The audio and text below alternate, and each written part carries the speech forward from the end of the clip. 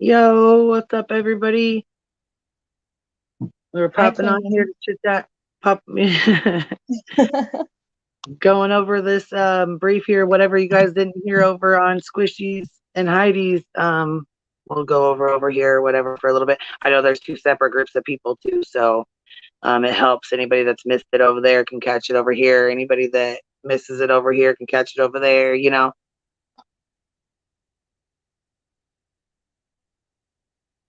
Well, hello, Pecan Pie. How are you? I'm gonna go turn my YouTube on there too. Hi, pretty fools. What's up, Savage?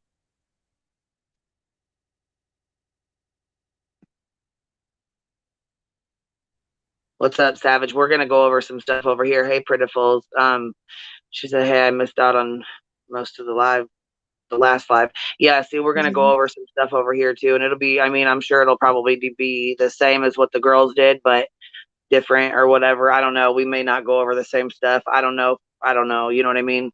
But yeah, anybody that missed, that missed it over there can catch it over here, and anybody that catches it over here that misses it can go over there. Whatever. I think they left their stream up too, so. And thank you for coming on here and screen sharing this and stuff. I appreciate it. No problem. Happy to Hey, do Kelly. so.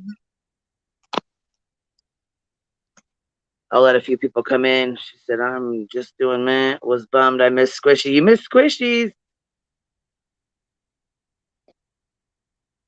See, that's what I was saying. A few people I figured, whoever missed theirs could come over here and catch this one. It's probably the same information. You know what I'm saying? So if anybody missed, catch it over here or watch the replay or whatever. I'll give it a few minutes for people to get in here real quick. I'm going to send Cappy the link so she can pop up if she wants.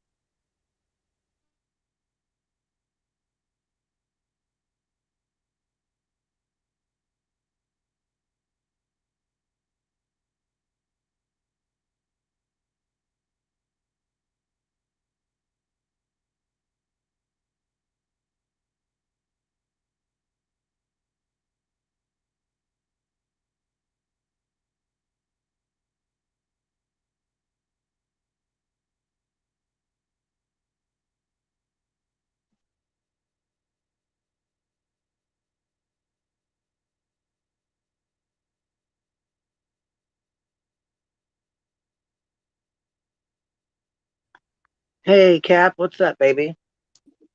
What up? What are you doing? What's up? Hey, Kate. Hey, AYB. What's Yeah, going we're on? just popping on here. Well, Squish and Heidi went over, they went over this just a little bit ago. So, I mean, I know there was some people, that didn't catch it or some people that, you know what I mean, couldn't catch it over there. So, I wanted to give them time to go over it because it is kind of long and shit. You know what I mean? I was going to pop on at 9, but we just pushed it back till 10. So Okay, I'm sorry. I didn't mean to confuse you. it's okay. All right, sounds Yeah, good. she's going to go over the brief. Now, see, like I said, I know the girls went over some of it. I don't know if we'll go over all the same parts of it or whatever, but I know some of it will be, you know what I'm saying? We'll go over some of it or whatever. Well, the brief was 509 pages with the exhibits, and a lot of them are things that we've already seen. So Right. it's mostly just like focusing on the things that are new. So the first part, the actual brief, is the 30 pages, and it's just responding to his, I guess we can call that thing that he filed a brief, that thing that he copy and pasted from the internet, or somebody copy and pasted from the internet. But they have to respond to it, so they respond to each one of his points. And then just to make it slightly easier, because I know they read this on Squishy's channel, where they're kind of just explaining the issues and everything like that. The statement of facts, and then how this like current thing started. And then I just put, this is just things that is new information. So there are things here that we may have heard, but has never been confirmed, except outside of like Michael saying it, which obviously to me is not confirmed. So we always knew that people talked about Wellis, the judge, like fleeing the state of Texas when Annie said that, 18 months ago. And I always thought that didn't really sound legit. And so this one actually, a couple of things here are confirmed for the first time, that Rachel Lee discharged herself due to threats of death and violence that she was receiving. The threats were direct results of appellant, which is Mike, posting the August 18th, 2020 video of SL screaming. She also had her conversation with SL recorded by Courtney Chalmers, appellant's then wife, and circulated on the internet. Party, which is Kelly, also had to seek new representation as her attorney, who was also receiving death threats. So we knew that she had changed attorneys at that time. And I know that people had kind of theorized that, you know, that the lawyers had too much heat and wanted to get out, but like here we're getting confirmation. And the craziest part is that it says for the first time confirmed that the threats culminated in Judge Cynthia Wellis voluntarily recusing herself from the case and left the state with an escort from the Texas Rangers on September 7th, 2020, after issuing a temporary order, which I don't know. I think that sounds like a bit dramatic. Yeah, I was gonna say she beat feet, didn't she? She left, you know, that's nice, but she left people. Okay, you have to do what you need to do, but these judges who could leave with like an escort from the Texas Rangers, well, it just left Kelly and, you know, her family like in the lurch to deal with this, because she issued that temporary order to get the kids back to Kelly, and then she left, and then he didn't follow that order, and then that's basically how he got the control of them for a while. So it was really unfortunate, but yeah, so she actually had to get a police escort. Wow. Yeah, and I mean, I feel like her leaving was what ultimately was how he was ultimately able to get the kids. Yes, because when Snipes comes in and he says, out of an abundance of caution, they can stay where they are after he had refused to follow the order, that's because it was the first time him coming in. He did not know anything. And that was the responsible thing to do. Whereas if she had stayed and he had broken that order, then after Labor Day, when that happened, she would have made sure that it got enforced. So it really set that was really just a crack in the system that really set the whole thing back and made the whole thing last a lot longer. Yeah. And because she called them Cynthia Wheeler's defense, in defense of her, her husband was also dealing with horrible harassment due to the Jeff Younger case as well. It's so crazy how they're all pulled into all these different things. I'm not blaming Judge Wellis. I'm not saying that she did a bad thing. I'm just saying it's unfortunate. Like this was the fallout. I don't think she knew. Where the kids where she would have kept them from going with dad. It was the judge, followed.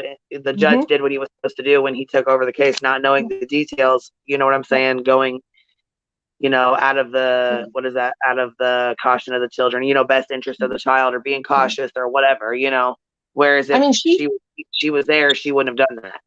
Right. I mean, she tried. She called them all in on her own, like not by any lawyer. She called all the lawyers, said, I want to talk with all the lawyers on the phone on the Saturday of like Labor Day weekend.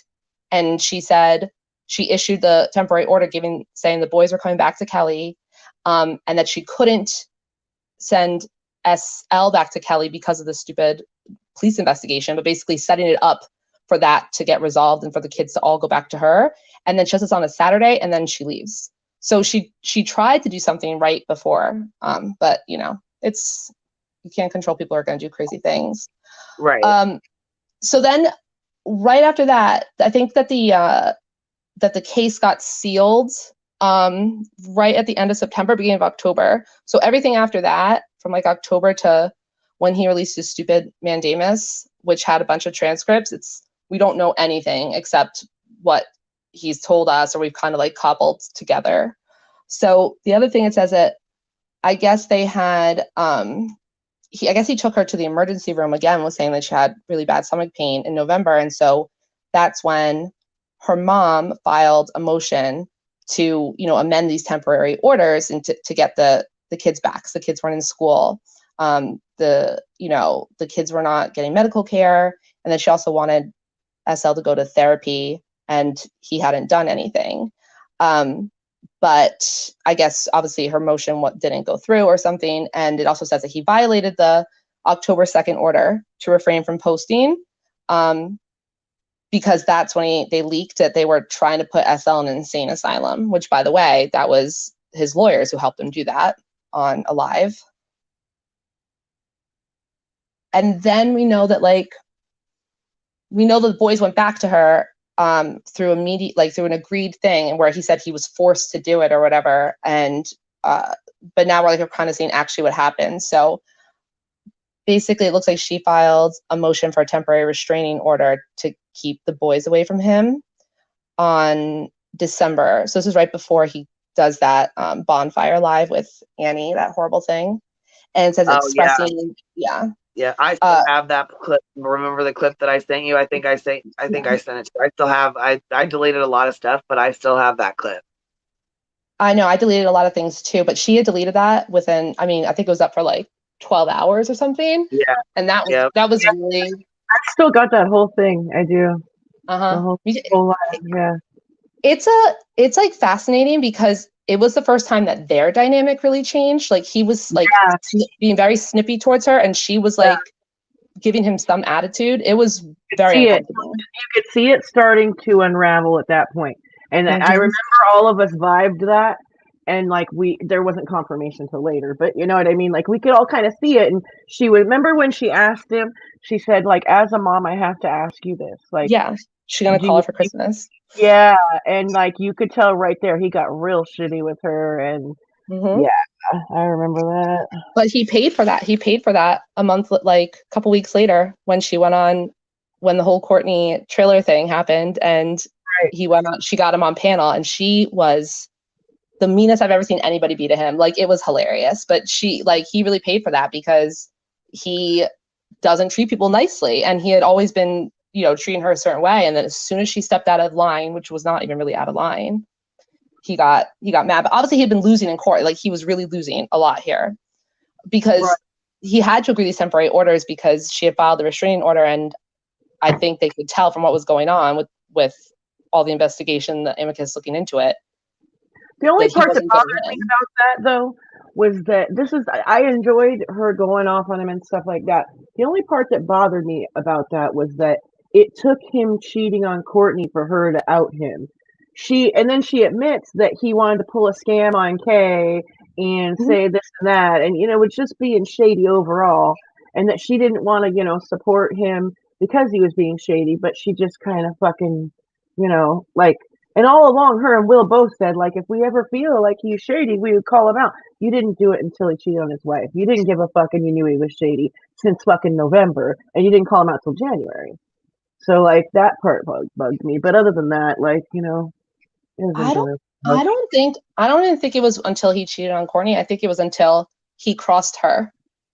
Because I think that's yes, she made it about Courtney, but it was because he he crossed Annie, and I think that she's really not a pushover. She's going to be I hate people use the term mean girl because people use it all the time now. It's weird, but you know what I mean? She can be mean. And as soon as he started being rude to her, because he was very rude to her, and he was talking down to her and being very condescending, and she just completely flipped the switch on him. So I felt it was very selfish, but I thought it was hilarious at the same time. Yes, she did flip it. She really did.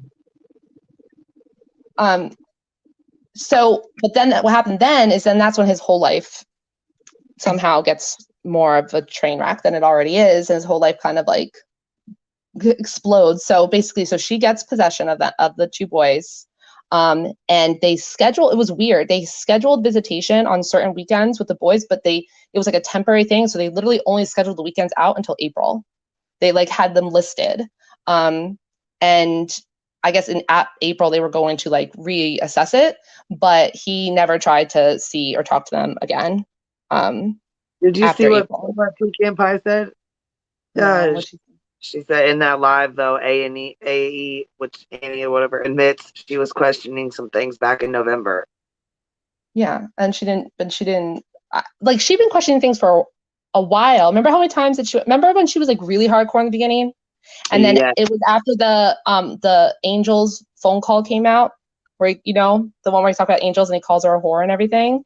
Yeah, that's when her and Josh did their first live, and they're kind of pulling back. So I feel she knew for way too long that he had that he had like serious issues. But well, yeah, and I feel like she was friends with Courtney, and she was going off more what Courtney was saying, but she was getting those bad vibes from Mike, though. I think she was getting them long before she said anything. You know what I mean? I know, but that's, to me, that's like messed up because she was doing it. The money was, I mean, that money, she made good money. I don't care what anybody says. She made good fucking money. She's still making it now because I think she has like over 100,000 subs now. So once that happens, that's like permanent. Yeah, she's almost got 100,000. Really? Yeah. Yeah, she like one. It's the gift that keeps on giving. Yeah. When she started, I think she at the beginning of this, didn't she have like 30 or something like that? Like 30,000? It was like nowhere near that. She had like 10,000. Oh my God, that's crazy. So anyway, so that happens, and like obviously his whole life was falling apart during this time, and then we know that the gag order comes in January. So it looks like she filed a motion for that gag order, because I think the thing with Annie was the last straw, and she gets it, right? So it gets signed on January 4th. So she already got in the boy's way, and then I guess this is new, that on February 3rd of 2021, she files another motion to amend the temporary orders to also get SL out of his care, which we didn't really know about. And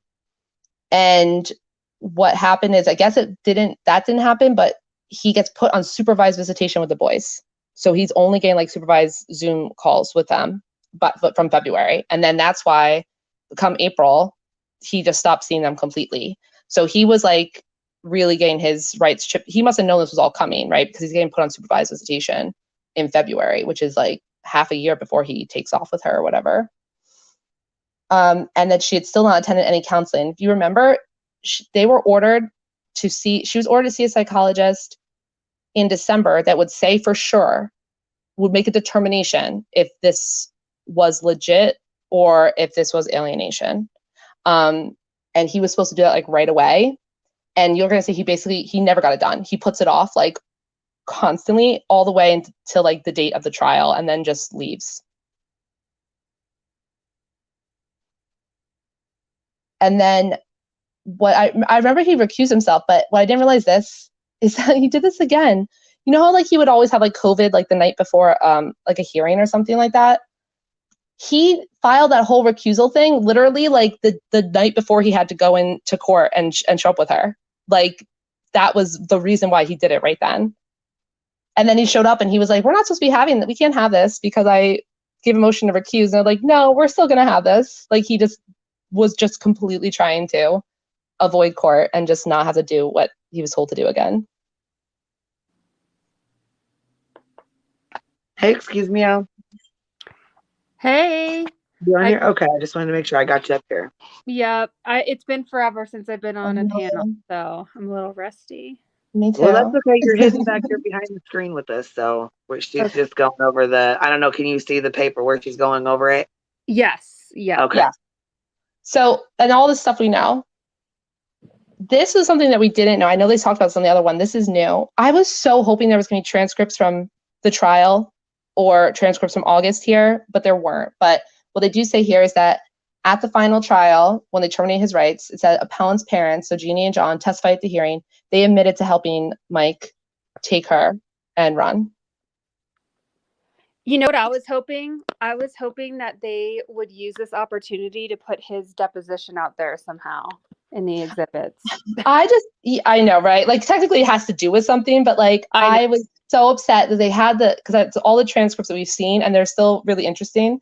And I would really like to hear the transcripts from the actual trial. But I think this is interesting because I'm also looking back. I looked back at the transcript from July 7th, which is the last day he showed up in court. And that's the day that they sent out the sheriff to go get her. And she was gone. And everybody's like, why didn't they do something faster? And it's like, number one, it's 8 hours away. And you kind of see that in the moment where they say, okay, we're doing this writ of attachment. And he's like giving these bullshit excuses and things are happening around, they're ignoring him, things are happening around him. And he says, can I use the bathroom? He has to leave like 2 times because they wouldn't let him bring his phone in. So he goes out into the bathroom, then he comes back in. And like, I'm sorry, but like my assumption is that he called home, and he told them to, like, you know, take her. They'd already planned this, like, leave the house. So I don't think there was any chance, no matter what, that the sheriffs were going to be able to show up in time to get her, because I think he called right in the middle of the hearing.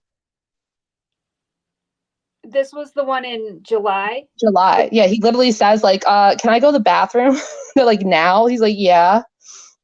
Oh my God. Uh-huh. That's so obvious. I know. Because they wouldn't let him have the phone. Yeah, so they talk with guardian ad litem, her report's in here.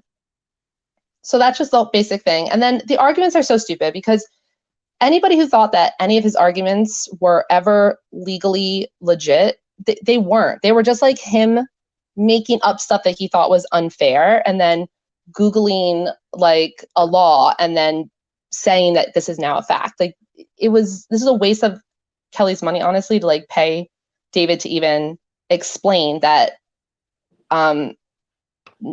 you weren't denied your ability to testify. Like, everything about the recusal not going through was normal. There was like literally nothing. And a lot of the stuff he said was his argument, but then he never talks about it. And it's really funny. He never, ever appeals the termination of his parental rights. He never talks about, like, my parental rights were terminated and I want them put back in. He never says that, ever. I have a question. Well, hell no, he don't. Hell no, he don't. No, it's bizarre. Can I ask a question that you might know? Do you, I mean, I know none of us are lawyers or anything, but is it a requirement for the person, you know, for Kelly being the party that there's an appeal against her case, right, to submit this brief?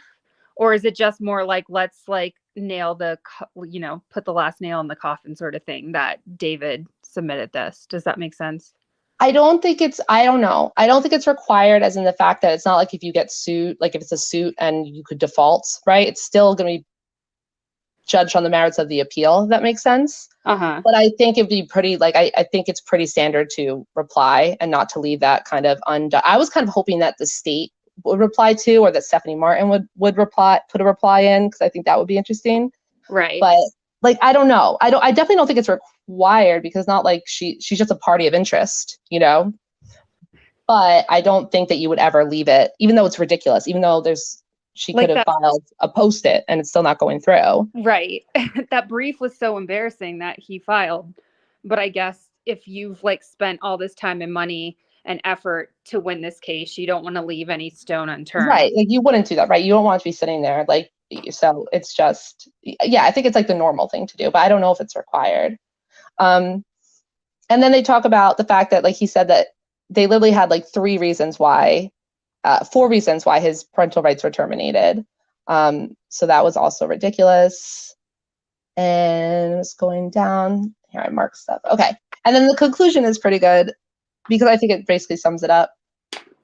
Appellant continually fails to support his arguments with law and fact, cite to the record for his arguments, or abide by the Texas Rules of Civil Procedure and Texas Rules of Appellate Procedure. Nevertheless, ignoring these defects, appellant's allegations are not founded on anything more than appellant's misguided understanding of Texas family law. Additionally, the legally and factually sufficient evidence supports the trial court's decision. So I think that goes what you're saying, Kat. They're saying, like, what he filed is not real. This is totally defective, but we're going to respond to it anyway because it has no basis. Right. No, that makes sense. I just wasn't sure if, like, you know, well, not even a requirement, because what are they going to do? Like, overturn it because you don't respond? But still, right? Yeah, they can't. Yeah. Comment this. And then there's like hundreds of pages of exhibits. So what I circled in pink, these are the things that are new. Everything else is, maybe not everybody's seen it, but everything else that's here has already been out there. It's already been shown by somebody. Well, actually, the psyche valve was shown by Kaylee, but the reason I circled it is because there is like one page or something that I didn't see in like her original one. A lot of people didn't watch it or listen or whatever. If you want to go over it, we can, or whatever. If you guys, I mean, it's up to you, but I mean, I'm going to go over like, the new stuff. I would kind of like to go over it or read over some parts of it. I think people like I'm going to go over the part that wasn't there, but like, it's very long and detailed, and I'm really shocked that it was not filed under seal. Because I thought you couldn't put like psych evals like as a attachment. But anybody who hasn't read it, like, you really do need to read it in its entirety. Like, it is spectacularly It's insane. probably a whole nother live then we should do if we're gonna do it or something, huh? Like, if people haven't seen it before, then yeah, I guess. I mean, because there's a lot of it that I didn't watch, and it's I didn't not. watch her live. I didn't go over it, so I didn't see any of the shit she showed. I have no idea, So I want to go over it too.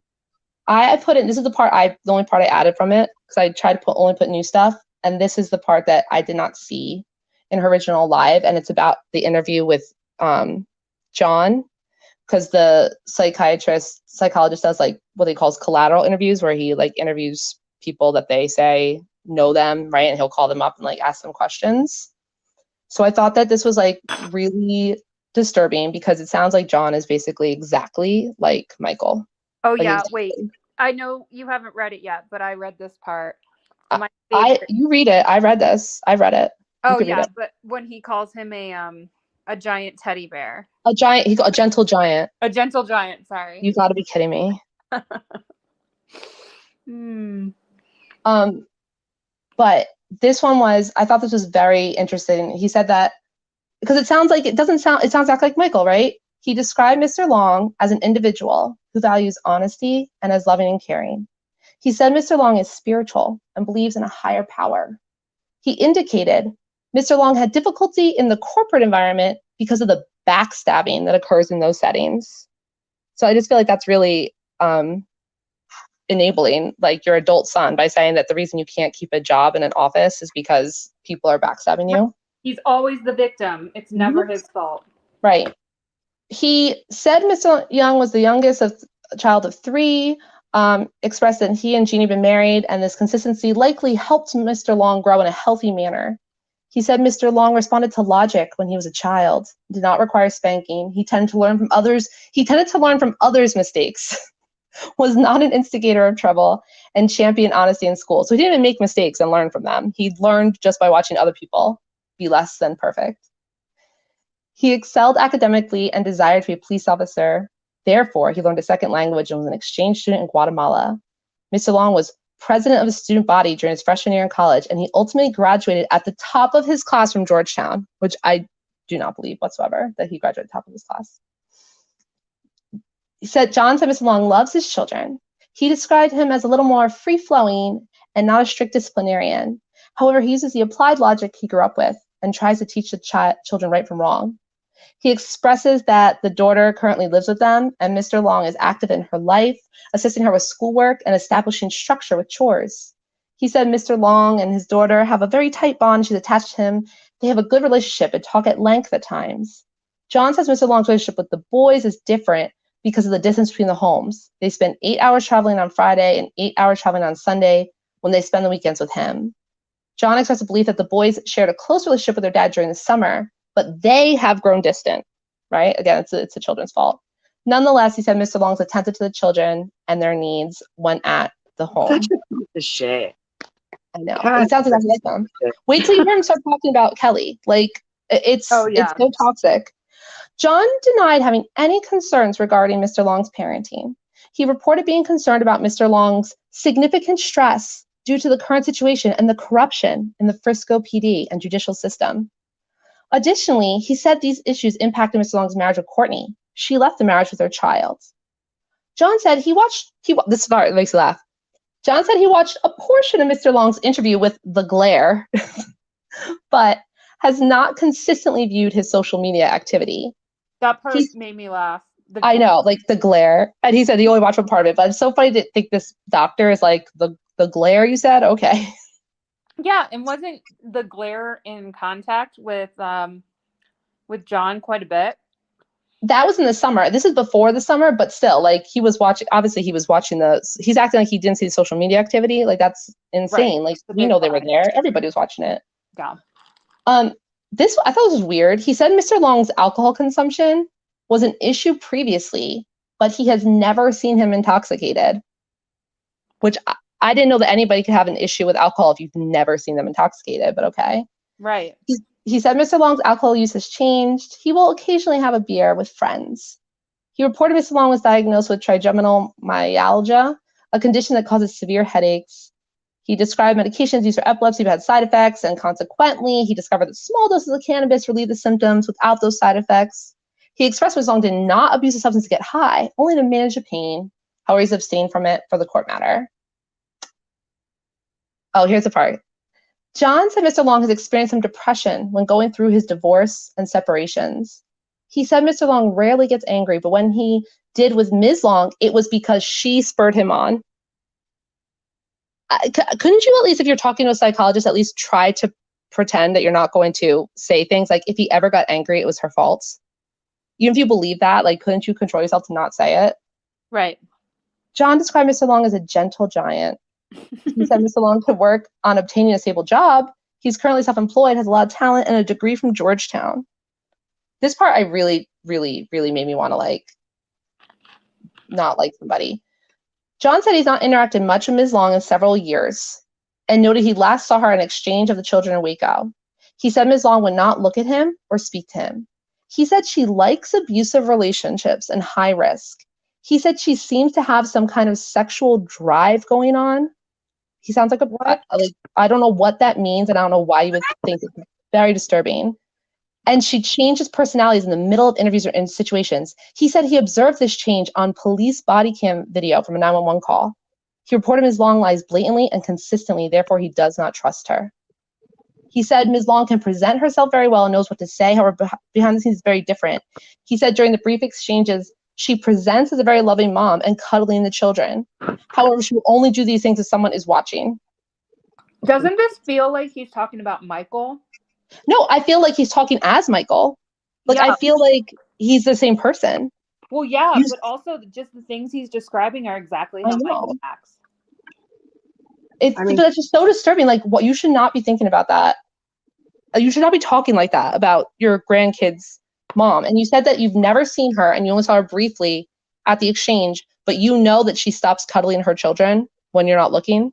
And why would he know about her sexual drive or whatever? But it wasn't even like he was saying that. He was acting like, he was basically saying like all her behavior. He's acting like that there's something, like he said she like likes this crazy stuff. Like, it was bizarre. Like, it seems like his projection is really disturbing. Mm-hmm. John Long's IRS problems. He already filed. They both filed for bankruptcy already, dad and son. And then this is just, if people didn't see it, this was the conclusion from the very long psych eval, which I thought was a good conclusion because basically the doctor saw what we all saw. The lengths to which Mr. Long has gone to obtain his desired outcome in the situation has been extraordinary.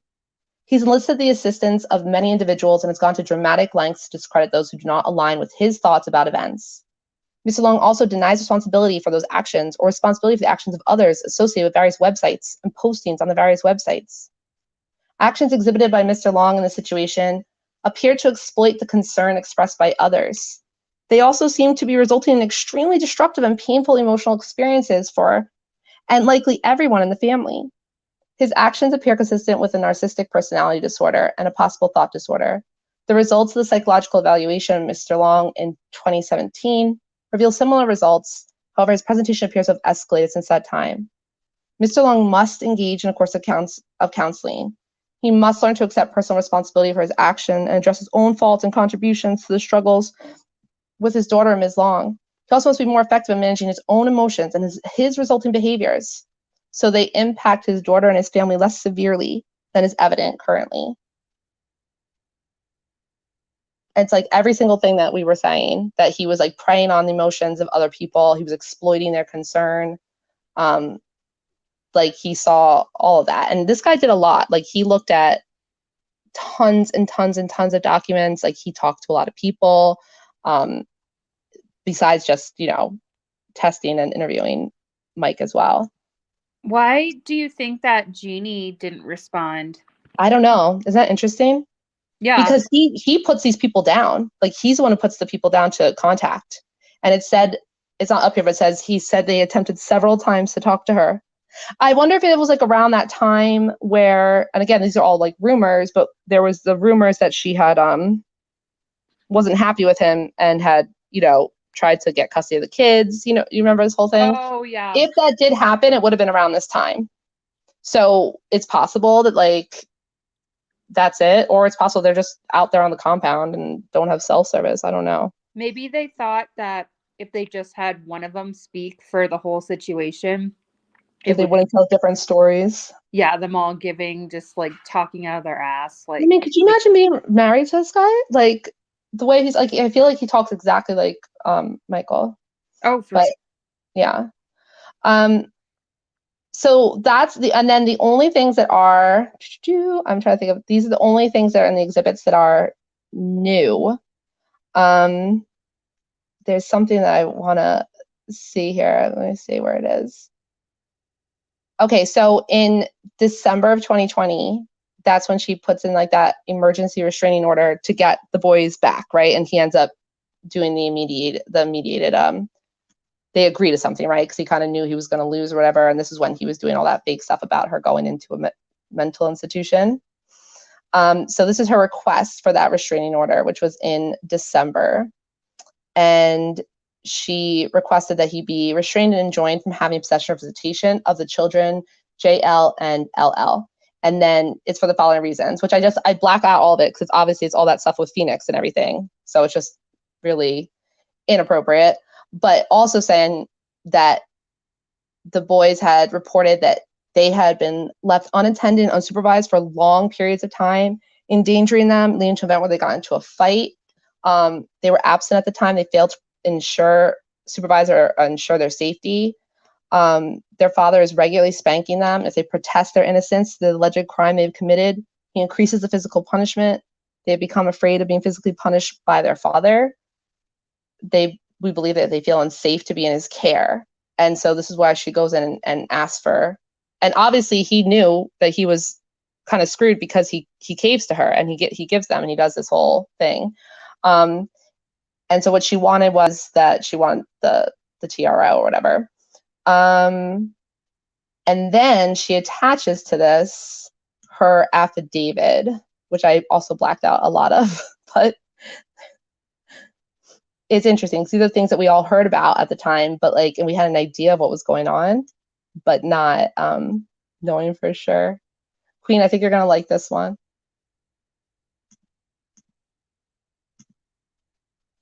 Okay, so this is where she's just talking about things that the boys had told her about, like what was wrong. I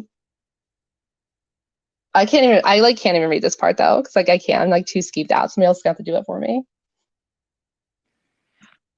I can, but I'm chewing a carrot. What's wrong? Can you read? Can you see that? Can you see like this thing with all the? Additionally, since being no, above that. Isolated on a compound with only her father's girlfriend, and Michael's parents, who have an acknowledged colorful sexual history in swinging swingers parties and encouraging Michael's sexual endeavors from the tender age of. What the fuck? Swingers. Swingers. Tender age of 13. Oh my gosh. What is? Okay, wait. We're gonna have to read that. Swinger thing. I can't handle. But Read that. Here, can you zoom that in so I can see it to read it? I can zoom it in. I don't want to zoom it in. Who is saying it though? Listen, it's from Kelly's affidavit, so it's not like the court has like proven. Thank God, but I don't know why they did it like that. I don't know. Can you see it more? Wait, who's the father's girlfriend? Yeah. So it's Michael. So they're saying that the kids. So they're saying that this one is to get. Okay, sorry. This one is like to remove. This is about Sophie. So they're basically. Oh God. All right. This is about her daughter. Saying that's like she's isolated on this compound. Okay, ready. Yeah, Pecan Pie K was right. Like, hold on. So they're currently, like in the past couple years having swingers parties? I don't know. It just says acknowledge. They're like almost history. 80. It says history. It could be a long time ago. Be ageist. Isolated on a compound with only her father's girlfriend, and Michael's parents, who have a acknowledged. Oh, okay. They have a history. colorful sexual history in swingers parties and encouraging Michael. I'm trying to zoom in again. Encouraging Michael something. His sexual endeavors. So it's, I guess. Okay, from the law, and I can't read the rest of it. From the something. So it's saying that from they the age of used to 13. be Is swingers. that what it says? Yeah, well, we've heard that weird story before, right? But not that first we've heard the whole where she encouraged him to lose his virginity and then washed all the sheets and was like, here, let me pat you on the ass for losing your virginity. I just can't. Genie, give me the beer. Yeah, that totally does call for a swinger meme, Tyler. Oh, Durden. yeah. Someone get on that. We need the girls to get on that. Yes. Oh God. I can't wait. I'm terrified. Was Willow the deer involved? Oh my God. No, stop. Stop. Was Willow the deer involved? If you think about it, though, that's actually really fucked up and predatory. Like, all jokes aside, it's pretty fucked up. Cappy's like, that's fucking it. No, it is. You're correct. That's like abuse. Like, if that happened, that's really fucking. Can you imagine your parents? Oh, like that's fucking weird, dude. No, you actually like judges or traffickers and shit. Like, she's crazy, dude. But if you actually did, I do not know if that was a true story about the whole thing at being 13. But if you did that, now if you did that and that was like reported to like CPS saying like you would lose your kid or you would like go to jail. Like that's like trafficking. I mean, if you it's abuse. I mean, it's not. I don't know the term, but it's abuse, right? Know, but if because they're the ones that always yell like trafficking, and I know it's not. I don't know what trafficking means, but it's like, it's almost like they were like kind of using these kids for their entertainment in a way. I mean, for their amusement. I don't know. It's really dark. No, I know, and it gets really sad too because like the next one talks about that they're extremely neglected. Physically, mentally, emotionally. They haven't been in school. They really want to return to their life as normal with their friends and their teachers. They claim that their little brother, slaps, hits, and kicks them, and they're told it's their fault. They are struggling in the very little homeschool they have because Michael cannot teach them. They've stated they are ignored daily because the 4 adults in the household who do not have employment are too busy working to help or pay attention to them. And I really feel for those guys, like those little guys, because I really do think that's what it was like for them last fall. Oh yeah, like it was probably just so confusing and so traumatic. I mean, of course for Sophie, but like they're kind of the forgotten ones in all of it. No, I know. No, they're like, no, they really are. And I always I don't know, but that was really upsetting. And then that they weren't wanted, and they felt not wanted while they were there. And they literally weren't. I wonder how they felt when their dad took their sister and ran off. You know what I mean? I'm sure they probably felt some, I mean. Right. Or what if they knew that they had said that their stepmom at the time when this was happening was saying, I want them out, but I don't want them to go back to their mom, so put them in foster care. Like it's just, and then here like this idea that they're spending every day playing video games instead of school or extracurriculars. The current sleeping arrangements, because remember they were in that tiny thing, they force them into sharing space. And then I think they went over this where they said that Casey's been threatening to the boys and she brings them behind the RV, gets her face and yells quietly.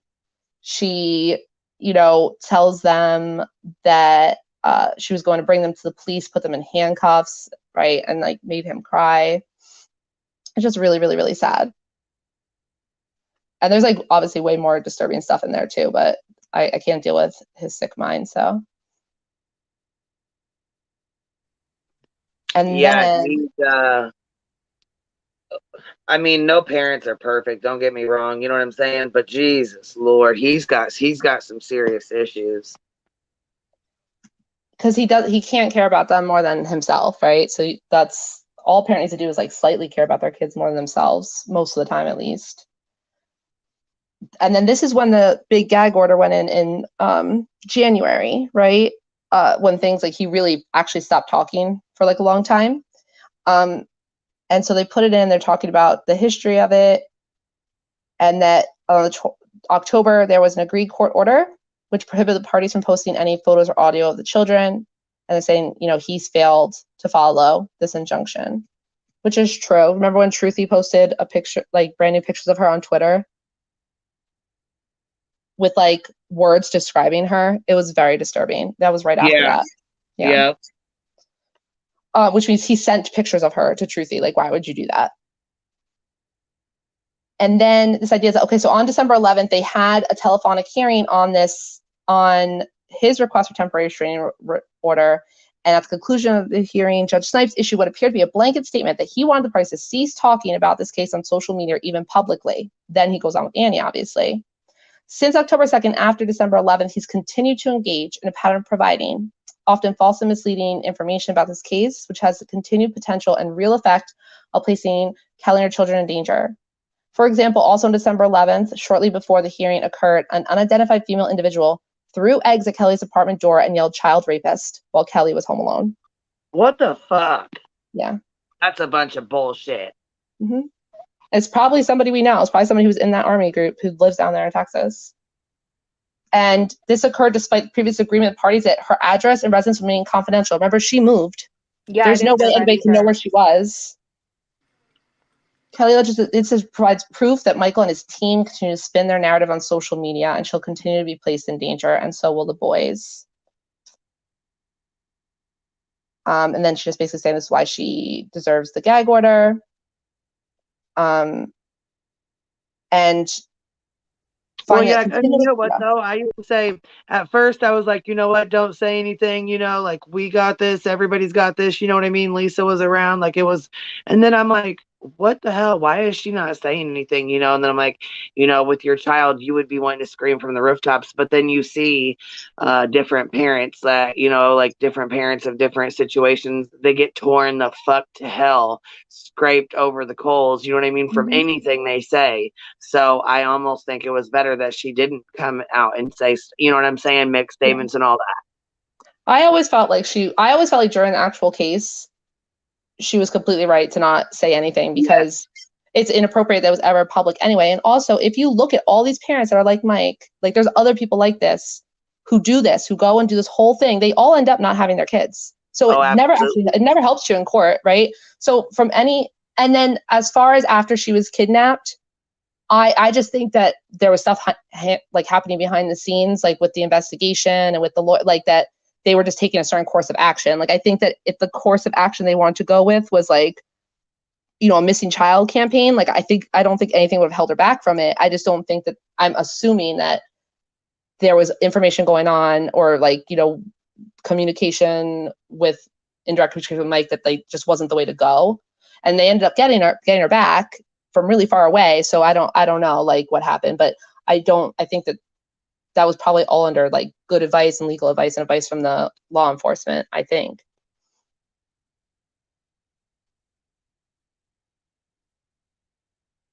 So that was from the gag order, which also something brand new that we've never seen before, which I guess that's the motion, but I'm assuming it was given. Georgia, who had their own fucking bedroom? Are you talking about Marlena when she was babysitting out there or whatever? SL had her own. She got to sleep in the house in a bedroom. Oh, maybe that's what she's talking about then. But the boys didn't get to. Which is also like, it's a whole other thing. Yeah, so I mean like so this is like I said, this is I think he got pissed off at his boys when they said he was a liar. Right, because he was not telling they were seeing the counselor. He never brought them to their counselor, but every time they were with her for her visitation, they went to go see their psychologist, the one who testified in May, and they were saying that all these allegations were not true, and he was getting really, really mad at them for that because they weren't agreeing with their sister. I think there was more conflict. There was a lot of conflict between them and their sister, basically. So I don't know. I switched to my AirPods, so hopefully you guys can hear me. But I remember someone said something really poignant, and I don't know if it was in this chat or what, but they were like, we're all kind of, if you think about it, we're like one crazy deranged ex away from being Kelly Long. Like, I mean, I like to think that my spouse, I mean, we're still together and all We'll that, never but turn out like that. like, could you imagine? Like, No. it's not that far off. And when you think about how quickly, I mean, she met him and she moved across the country with him after 2 weeks, and pregnant in a month, and then married. You know what I mean? So like all the time, like maybe I bet he could fool a lot of people for 2 weeks. You know what I mean? Oh, a lot of sure. people for a month, and then you're And she already was in young. Yeah, she's And super I mean, young. I can imagine, I mean, especially when you're young, and I don't know She's how her 22. picker is, but my picker when I was in my early 20s was definitely not very good. So I would easily be caught up in the fairy tale of like, here's this guy, he wants to have my Right. babies like yesterday, Right. and he's successful, and we can move to He seems Texas from successful. Buffalo. Yeah. Right. And all the stuff. And he And- is a smooth talker for sure. Yep. And the funny thing is that like when they get there, she gets a job, and that her career like goes all the way up, and like his, career, he eventually can't even work anymore. Did you hear did you see what Kelly said in the chat? I never heard that. Does anyone remember that video of them seeing all the Amazon gifts that were sent? Those boys both say, "Are all these just for F?" That told me so much. My heart broke for them. I never heard that. That is so sad. I mean, that was just the craziest thing. Like, how could anyone think that's appropriate in that situation to present these children? I mean, I know their whole thing was, oh, we're just trying to show them they're loved and they have people that support them.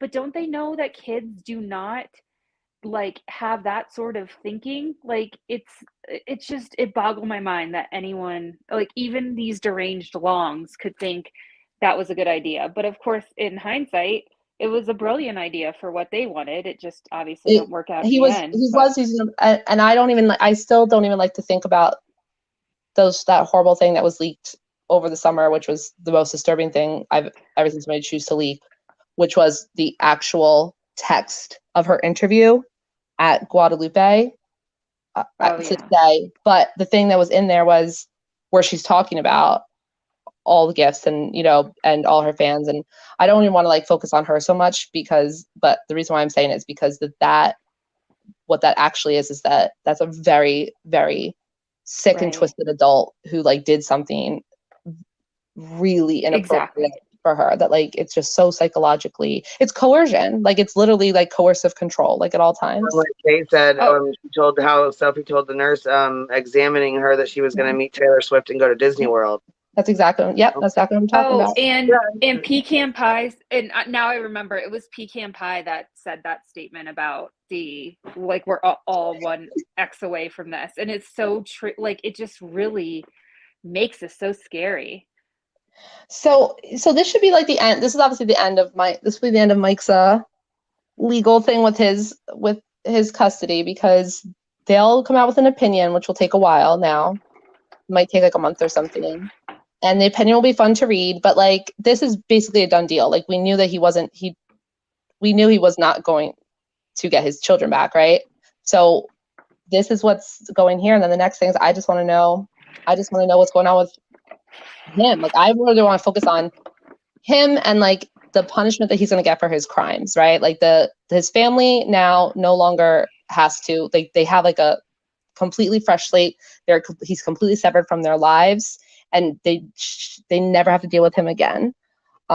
So they're not okay. That's the best outcome. So now I don't really want to focus on them anymore. I just want to know, where is he? Is he wandering around Mexico without a passport, or is he in a Mexican jail? Like, is he gonna get like charged? Like, I just want to know that. How would one find out? I mean, is there a way we can call and ask the jail, or you know what I mean? Like, what? I don't know. I've talked about this with people before, like you in Good Egg, and I would see if he actually had like a full-blown trial, which I kind of doubt he would. Like, I'm sure he would plea down to something. I don't know, but if he I know what you're gonna say, I would totally fly down to Collin I would County fly there and make a vacation out of it. I would meet you all. It would be like I would do it in a heartbeat. There's no doubt in my mind if he actually went on trial that I would use up my points and I would fly to Texas to watch that, like 1000%. Yes, it would be just the glorious like cherry on top of this whole thing.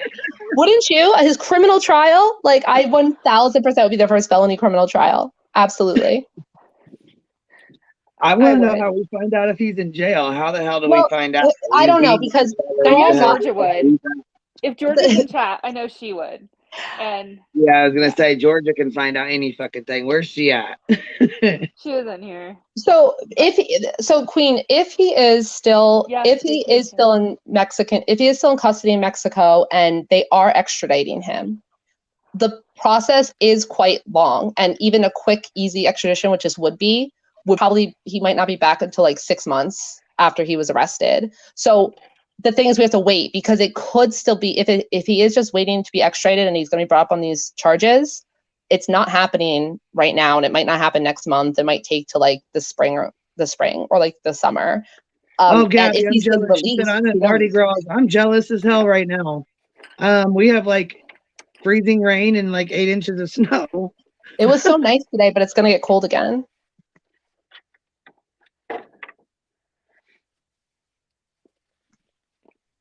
PM said the month-long trial vacation. I would totally, I would make a vacation out of it. I'm sure there's some sort of like Ritz down in Dallas, so I would like go all out, get myself a room at the Ritz.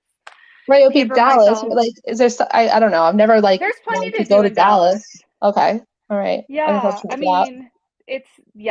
I'm sure there's plenty of like nice things to do. I would totally do it. I would go. I would wear a t-shirt. I would like use a Cricut to make t-shirts. It would say like, Jeannie, grab me a beer, and then something on the back, or I don't know. Oh my God, I can't. Just daydreaming about it is funny enough. No. So this should be the end of this should be the end of this.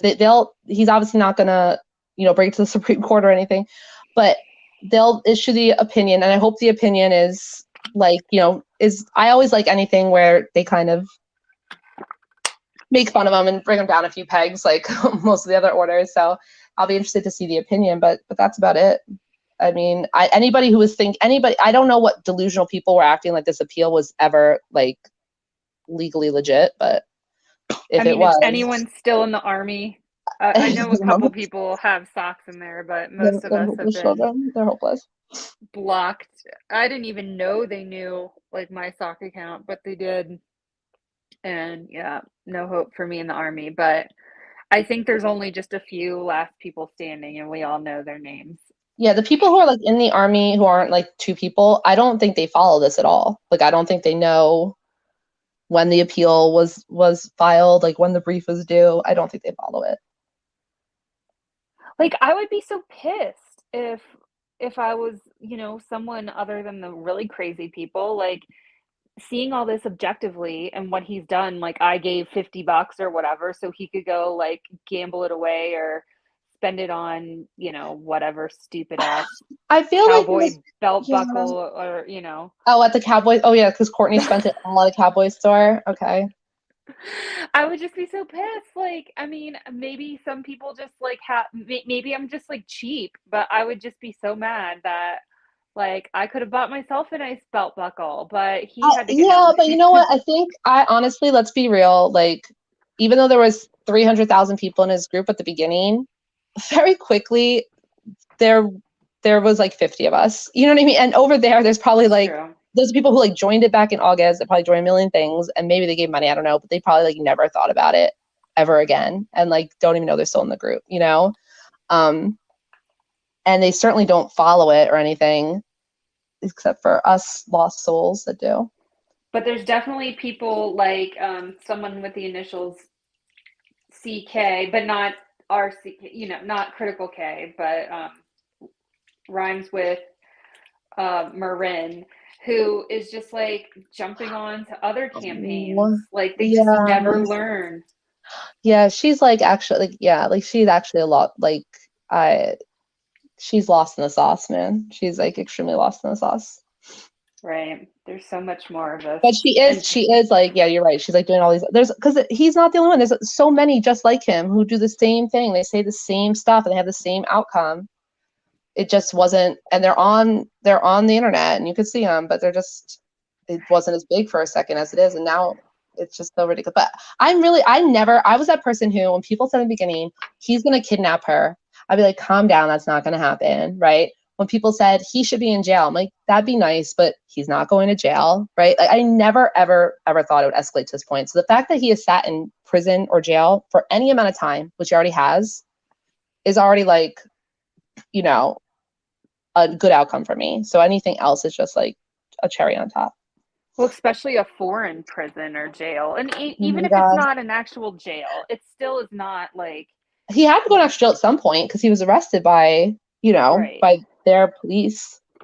Well, just like the fear he must have. He doesn't have access to like his regular drugs, I'm sure, like his Adderall or whatever. And he, I'm not saying that's a drug because I take a similar No, but I'm just saying, I'm laughing because you're right. I didn't think about that. Like just the comforts of being Michael Long, having his mother do everything for him, like just being adored, you know, getting attention from whatever. So I think if they did let him loose down there and he doesn't have a passport, I think he would just stay there. Do you know what I mean? Like, he would just try to be off the grid. But, like, he also can't really actually but he has friends down there, right? So he'd probably just mooch off the people down there that he's right. with. I wish he didn't know Spanish, but I've heard he does. I mean, it makes sense he would know Spanish pretty well because he was married to, like, an Argentinian national. Yes, the fact that he speaks Spanish, we've had to hear that on his list of 3 accomplishments ad nauseum. When he lists his accomplishments, and like, remember when the Glare listed his accomplishments is the saddest thing, and they literally stop at like the age of 20. They're like, he won a Rotary scholarship to college, Right. and he spoke Spanish and went to Guatemala and went to Georgetown. And like, it stops at like 21. Like, the accomplishments are done, and that's all you're talking about. Right. Yeah. It's like Uncle Rico from Napoleon Dynamite. He could throw. I could throw this football over a mountain. Yep. He's just living on the high school, college glory days, and his whatever company he worked for, right? The Tupperware. What's the one? Right. Oh, Rackspace. Yeah, it's really interesting. So if people have not read the psych evaluation, it goes in. It says way more about his personal history than, you know, I ever knew or whatever. And it just goes to show like how he shot himself in the foot so badly. The thought that I would have to have a psych eval like that and it'd be like that. I mean, I probably wouldn't have such outcomes, but it'd be like that much my personal information and from this thing, and the fact that it would be on the internet, or the fact that I would end up in jail, or I would end up like with an $80,000 judgment against me. He literally ruined his life. Like, he ruined his life. Yeah. Fucking ruined it for real. For real. Like, he doesn't come back from it. No, and he's so broke. There ain't no coming back from this. I mean, he really ruined his fucking life. He did. And I think he got more sick too. If he thought he had a reason to file for... If he thought he had a reason to file for bankruptcy before, which, I mean, I guess he did because he already did. He did I feel like this new debt with all the money he owes for all the, like, Kelly's legal fees and John and Stephanie and just, and like, of course, like this new charge, all of that, like, he is just like really in like the weeds of debt, and right, and he can't actually get a job. Like, he can't hold a job. Like, he also has mental health problems that clearly, from what they say, he always had, but they've gotten much worse, like over this time since 2017, maybe like during the pandemic. So like, he's now like more losing it. He's a criminal.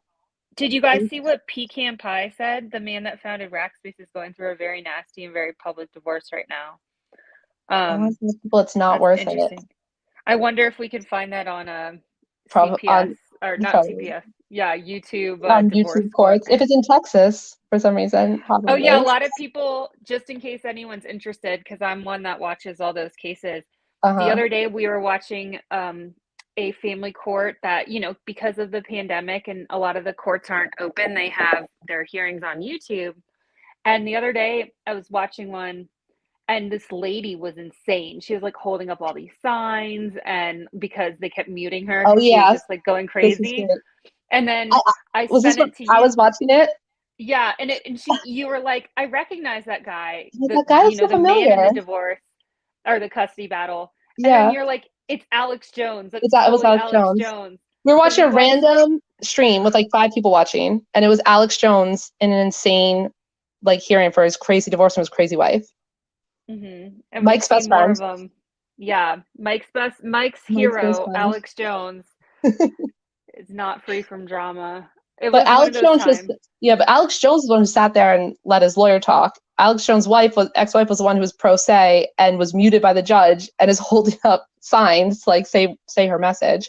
But it was totally, I'm like, that guy looks so familiar. I could not, because he's such a ordinary looking dude that I didn't think he was like a celebrity or anything. And then I was like, oh my God, that's so crazy.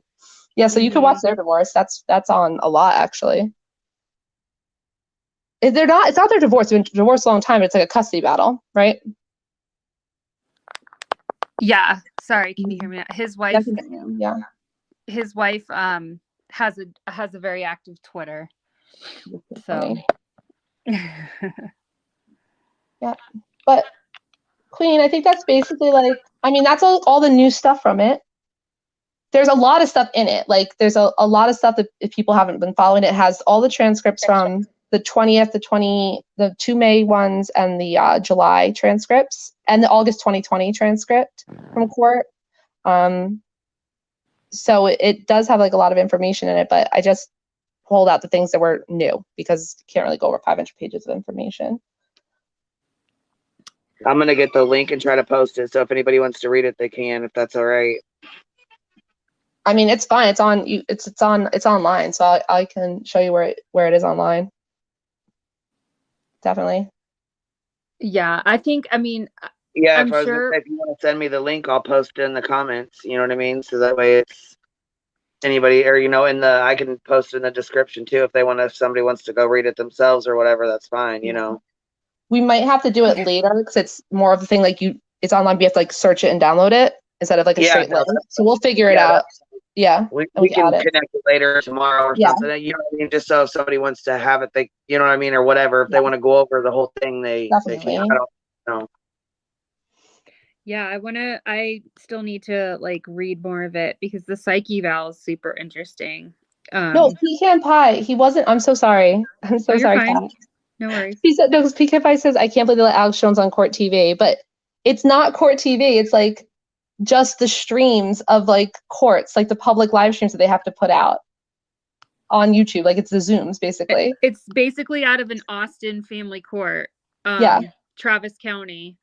So they were, and then, I mean, if you could think his ex-wife made him look like the sane one. Yes. Now, part of it's because he has a lawyer. Right. But he's so insane. Yeah, she was just like holding up signs being like, he's lying to you. Like, it was one of those, you can't record these hearings. Right. It's against illegal. Law. But I wanted so bad to record it because I was like, she is nuts. Like, it's very entertaining. It was just like the middle of the day because Texas has live streams everything and it's crazy. But if you subscribe to them, sometimes they pop up and they'll be like something random. And it's always dramatic. It's family court and CPS court, which I think it should be illegal to live stream CPS court, but they do. Right. But they were, they were in a custody battle over Alex Jones's new wife, like on Christmas Day, beating him up. I don't know. It's just nuts. But. All right. This was fun, like old times, ladies. I know it was. I was going to say it was fun. I did have fun going over with you guys. I haven't been on. This was like my StreamYard. I was like nervous to get back on StreamYard. Me too. What? You haven't done it like a year. Being off there for a while, though. I mean, I'm not going to lie. Once you're not on there for a while, you're like, damn, do I even want to go? I know. Get nerves. You know what I mean? Your nerves get the best of you. Right. Like this is an old picture up here too. I haven't used that as my avatar for a long time, so it's nostalgic. I can't even see it. It's I can't. You don't have one. You're like blank, like I am. Oh, I am. Yeah, I don't know why it's doing that. That's weird, ain't it? Weird. It's my one that's like kind of has like a weird sepia on it to me, but yeah. Thanks, Queen, for having us up. Yeah, I appreciate you too, girl. Thank you guys for coming up and thank you for screen sharing and stuff for me. I appreciate it. So, well, we'll see what happens next. That's what I was gonna say. Does the saga continue? I just want to know if he's in jail. You know what? We'll get We'll it. We'll find out. do. I'll wait and see what the comments say, and if it, if people want to go over it, we'll go over his psych eval or something. You know what I mean? Oh, like yeah. Go over it in detail and shit, because I know that'll be funny as hell. I can't get enough really of this man. It sucks that I mean, isn't he? I've never even seen somebody does. Like, who would have thought we're at how many months in? 18 months. Like 18 that months. Is wild. That is so wild. 18 months, right? Yeah. Yeah. I mean, in actual time, other people's sense of time is different. They tell us this has been for 3 years all the time. But yeah. Yeah, we've known each other for 3 years. You've tormented me for 3 years. But the person who says 2 years has been saying 2 years for at least 9 months. Do not ask Mona. She'll say, the last 3 years you guys have talked. I know. And I think I figured out why she says it. I think it's because she thinks like 2020, 2021, 2022. Right. Because we've technically been in all those years. She can say this, that she's, been tortured for 3 years. And it like drives me insane. Yeah, because she plays that victim card very well. Yeah, she's all about the hyperbole, that one. Yeah. PK Empire, are you asking about... Remember when she, do you guys remember when she was on Mike's side? Like, yeah. She was like die-hard Michael Long fan, and then she finally realized like how much of a fucking... I don't know what it took, but I'll tell you what, I was going through some of my old stuff that I got rid of a lot of shit, but I still have some stuff in here which I needed to delete it or whatever to get on that Discord shit. Oh, matter of fact, I finally took the plunge and downloaded it. I don't get on there very often. Woo woo! Yes, I don't get on there very often because I don't really. I had it before. I had it once before, but I didn't. I ain't navigated it in a long time. So, and like I said, my notifications I turned them off or something, I guess, and I didn't even. Shit, I forgot all about even being in there. Yeah. Well, I think that Michelle would still be on his side, honestly, except she switched because he kind of like, because of the essay, because she got kicked out of being a mod of that group. Like that, it was really just it's the same thing with Annie. It's like when he made them feel bad, then all of a sudden they can open their eyes or whatever. So I do think she realized that. But Pecan Pie. So this is from his appeal, which is in the 5th Court of Appeals, and he had filed his brief, and then this is like the reply brief. Oh, okay. So this is like her responding then. Yes, it's a response because he's appealing the order, and basically she's a part of interest because she's the one who. I thought the show was done over. I thought the kids were hers, and they are. It's an appeal. It's like if you get convicted of murder and you go to jail, like you can appeal it, right? And theoretically, it could get turned over, but you're still in jail for murder. Like it's not really changing anything. He's just appealing it. And it ain't gonna change shit either. So. No. Where's he gonna raise her? Like, yeah, exactly. In a detention center on the border, like the swinger compound. Oh my god, please! I can't. I'm so disturbed. Oh my god, that's. I'm just scared. I'm actually doing the thing where like I'm like scratching my neck right now, like like I'm like so creeped out and like freaked out, like disgusted by that. Like, and I'm it's not probably even gross. shaming. It probably smells like cat pee and just dirty sand and. Yes. Ew, like his nails, the acrylic nails. Oh my god. I think that they were saying when they said history, it was probably like them talking about a long time ago, but I was really more disturbed. Like I knew that Grandpa was very similar to Mike and enabled him, but like the way he was speaking, like he literally sounded exactly like him. And that was like pathological, like way that he's thinking that Mike is perfect and blaming like it's all very the whole world he's blaming. It's so black and white. Like he couldn't say one redeeming thing about Kelly, which is not normal, I don't think. No. Like to think in those very black and white terms. Like, right.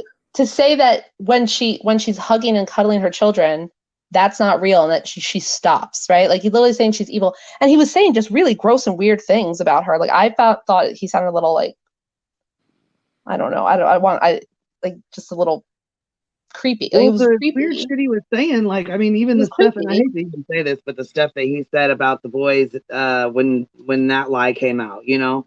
Yeah. That, and then don't get me wrong, that pissed me off really bad, because I don't, you know what I mean? Why would you lie on your kids like that, you know? No, it was very upsetting. That's why when I showed that one thing, there's nothing but black boxes, because the fact that he did that day with that night with Annie, and the fact that Annie, and by the way, Annie let that happen. She knew exactly what it wasn't sprung on her. She knew the exact details. And she only regretted it afterwards, because it's just the things that, but when you get to the point where you think that everything's acceptable for YouTube and everything is acceptable to broadcast, like, I don't know. That was just such a disturbing night.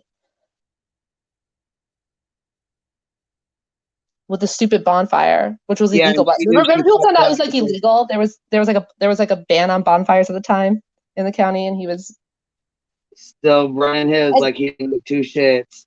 And he kept stoking it with a stick, like he was so angry. So every time he got angry and frustrated Annie, he's like stoking the fire. Yeah, you're right.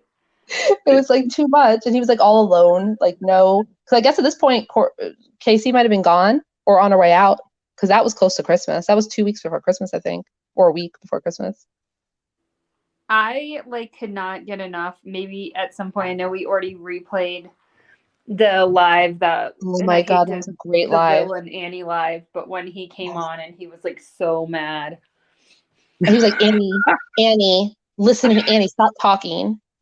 And it was too much. And then when Courtney's sister got on and was like going wasn't that like, on the Glares? Wasn't that on the Glares it channel? Was the Glare and Annie, and Squishy restreamed it like a month ago, and it was the greatest thing ever. Like, it was like watching fuck, like I must have missed that shit. Yes, I'm gonna have to go back and watch it. It was so fun, and it's still up on the Glare.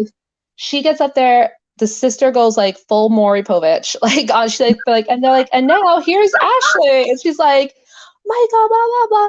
It was too much. It was a funny, and he was getting so upset, and his whole mask dropped. He became the nastiest, whiniest, like petulant person all of a sudden. Yeah, the nastiest, whiniest little bitch he could be. He talks in that very like tight-jawed sort of yes. Like, he was so awkward. And he was so rude and condescending to Annie. Like, literally talked to her. Like, he talked to her almost like she was a dog, like telling her to stop, like heel, you know what I mean? And she was not having it. Like, she was just like rolling her eyes at him. She'd say, I'm done with this fuckery or tomfoolery or something, and then she got off she dragged the shit out of him. Glare was like, didn't know what to do. Glare was like the kid, like, you know, like the simple child who's like, mommy and daddy are fighting, and he's like looking up like, I don't know what to do. Like, he tried to side with Annie, but then when Mike came and he's so in love with Mike, he tried to like be more like gentle in the middle. Oh my God, too much. Oh, so funny. Good memories. Yeah, but he was like up Annie's ass. So when Annie got upset and left and like took off the stream, he's like, that does it. That's it. Yeah, Kate wants to know if that the live where you're like screaming about Truthy is on, and it is. It's still on Psych Guy's channel. You could go watch it. What? I miss Psych Guy. When you went off on when Truthy went on when Truthy went on Psych Guy's panel, and then when he got off, you came on. Yes. Oh yeah, he pissed me off. He's like, well, where do you work? What do you do? Wait, you know what? It ain't your fucking business. That's what it ain't. Okay. He was like, oh, you're a psychologist. Like, that was so embarrassing. And then when Psych Guy did that whole other live breaking down how he like outsmarted him on that live, right? That was very funny. Then he died, and then he did a live about him being dead. It was very funny. You guys, we have funny shit, like some not funny, but you know what I mean. Like the thing with like looking back on it, it is funny as well. No, the thing on Glares was really funny, and that's why I was so happy that Squishy restreamed it. It was like watching like a greatest hit. For sure. Oh gosh. Good. Well, we'll have to do a part 2. Yeah, I was just gonna say we'll have to do a part 2 or something, or go over his eval or whatever, and And definitely, there's any update, like anything that happens to him legally going forward, there's an update. Like we got to focus on that. Like his victims are safe. They're separate now. He has all these legal problems. Like if he wanted to be in the spotlight and he could continue to be a public figure, he's a public figure, and these are. Yeah, he was gonna say he's got a lot of problems going on. Yep, and we will be watching it. All right, ladies. Well, it's late for me. I know. We better get off here. I appreciate those. Thank you. Good. You guys, everybody have a good night. Thank you all for coming. And like I said, we appreciate it. I think Squishy left hers up too. So whatever you didn't catch here, you can catch over there, or whatever you didn't catch over there, you can catch over here. All right. Good night. Good Thanks for night. having Good night, us. guys. Bye.